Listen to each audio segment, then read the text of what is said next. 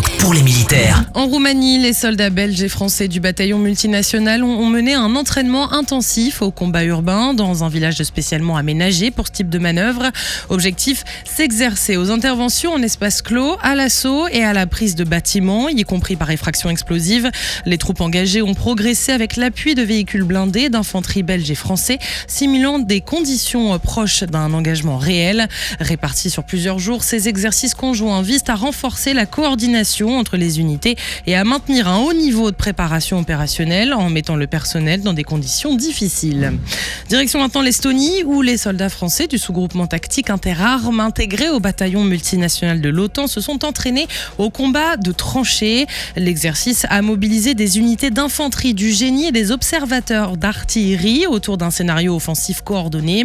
De la reconnaissance par drone jusqu'à la prise d'une position retranchée, les soldats ont répété chaque étape de la manœuvre dans un contexte inspiré de conflits actuels. Ce travail en commun permet de tester le commandement, la coordination entre unités et l'appui des feux. Et puis dans le même temps, les sapeurs du sous-groupement ont mené un entraînement spécifique sur l'emploi d'explosifs afin d'analyser les effets de différentes charges et d'affiner leur technique de démolition. En Pologne, les armées françaises poursuivent leurs engagements dans la mission européenne de formation des forces armées ukrainiennes.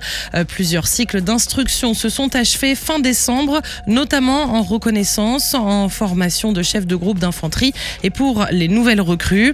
Depuis mi-décembre, près de 200 militaires ukrainiens suivent une préparation opérationnelle renforcée basée sur du tir à l'armement individuel et collectif, du combat d'infanterie et notamment en tranchée. Une attention particulière est portée à l'emploi des drones et à la lutte anti-drone avec des scénarios tactiques inspirés des réalités actuelles du champ de bataille.